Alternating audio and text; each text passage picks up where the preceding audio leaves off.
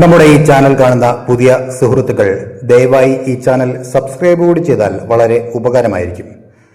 നമസ്കാരം. അന്താരാഷ്ട്ര രാഷ്ട്രീയ ലോകത്തെ ഞെട്ടിച്ച ഒരു വെളിപ്പെടുത്തലിലേക്കാണ് നമ്മൾ ഇന്ന് കടക്കുന്നത്. ഇസ്രായേൽ പ്രധാനമന്ത്രി ബെഞ്ചമിൻ നെതന്യാഹു ഇറാൻ സംഘർഷങ്ങൾ നിലനിന്നിരുന്ന കാലയളവിൽ അതീവ രഹസ്യമായി യുണൈറ്റഡ് അറബ് എമിറേറ്റ്സ് സന്ദർശിച്ചുവെന്ന വാർത്ത പുറത്തു വന്നിരിക്കുന്നു. നെതന്യാഹുവിൻ്റെ ഓഫീസ് തന്നെയാണ് ഇത് സ്ഥിരീകരിച്ചിരിക്കുന്നത്. ഇസ്രയേലും അറബ് രാജ്യങ്ങളും തമ്മിലുള്ള ബന്ധം ഇത്രത്തോളം സങ്കീർണമായിരിക്കുന്ന ഒരു കാലഘട്ടത്തിൽ ഈ രഹസ്യ സന്ദർശനത്തിൻ്റെ പ്രസക്തി എന്താണ്? നമുക്ക് വിശദമായി പരിശോധിക്കാം. ഈ സന്ദർശനം നടന്നത് ഇറാനുമായുള്ള യുദ്ധസമാനമായ സാഹചര്യങ്ങൾ നിലനിൽക്കുന്ന സമയത്താണ് എന്നത് ഏറ്റവും ശ്രദ്ധേയമാണ്. ഇസ്രയേലിനെ സംബന്ധിച്ചിടത്തോളം ഇറാൻ ഒരു വലിയ ഭീഷണിയാണ്. അതേസമയം തന്നെ ഗൾഫ് മേഖലയിൽ പല രാജ്യങ്ങളും ഇറാന്റെ നീക്കങ്ങളെ ആശങ്കയോടെയാണ് കാണുന്നത്. പൊതുശത്രുവായ ഇറാനെ പ്രതിരോധിക്കാൻ ഇസ്രയേലും UAEയും കൈകോർക്കുന്നു എന്നതിൻ്റെ സൂചനയായാണ് ഈ രഹസ്യ യാത്രയെ രാഷ്ട്രീയ നിരീക്ഷകർ വിലയിരുത്തുന്നത്. വർഷങ്ങളായി രഹസ്യമായി തുടർന്നിരുന്ന ഈ നയതന്ത്ര ചർച്ചകൾ ഇപ്പോൾ വെളിച്ചത്ത് വന്നിരിക്കുകയാണ്. എന്തുകൊണ്ടായിരുന്നു ഈ യാത്ര ഇത്രയും രഹസ്യമായി വെച്ചത്? ഔദ്യോഗികമായി നയതന്ത്ര ബന്ധങ്ങൾ സ്ഥാപിക്കുന്നതിന് മുൻപ് ഇരു രാജ്യങ്ങളും തമ്മിൽ സുരക്ഷാ പ്രതിരോധ മേഖലകളിൽ സഹകരിച്ചിരുന്നു എന്ന് വേണം കരുതാൻ.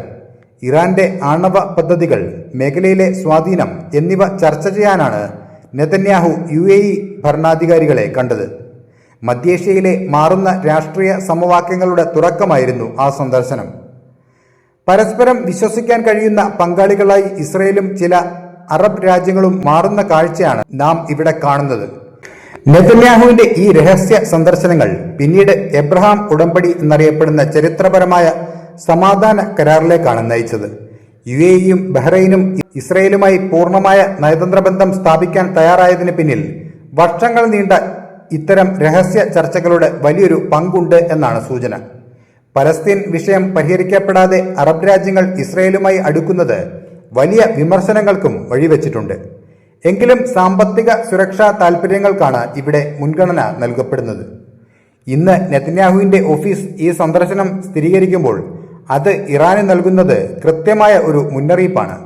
ഇസ്രയേൽ മേഖലയിൽ ഒറ്റയ്ക്കല്ലെന്നും അറബ് ലോകത്തെ പ്രമുഖ രാജ്യങ്ങൾ അവർക്കൊപ്പമുണ്ടെന്നും ഇത് വ്യക്തമാക്കുന്നു. ഇറാൻ ഇസ്രയേൽ പോരുമുറുകുന്ന ഈ സാഹചര്യത്തിൽ പഴയ ഈ രഹസ്യങ്ങൾ പുറത്തുവരുന്നത് നയതന്ത്ര തലത്തിൽ പുതിയ ചർച്ചകൾക്ക് വഴിമരുന്നിടും. അന്താരാഷ്ട്ര രാഷ്ട്രീയം എപ്പോഴും നമ്മൾ കാണുന്നത് പോലെയല്ല. അടച്ചിട്ട മുറികൾക്കുള്ളിൽ നടക്കുന്ന ചർച്ചകളാണ് പലപ്പോഴും ലോകത്തിന്റെ ഗതി മാറ്റുന്നത്. നെതന്യാഹുവിന്റെ ഈ UAE യാത്ര അത്തരത്തിലൊന്നായിരുന്നു. ഈ വിഷയത്തെക്കുറിച്ചുള്ള നിങ്ങളുടെ അഭിപ്രായങ്ങൾ താഴെ കമന്റ് ചെയ്യുക. മറ്റൊരു വിഷയവുമായി വീണ്ടും കാണാം. നന്ദി.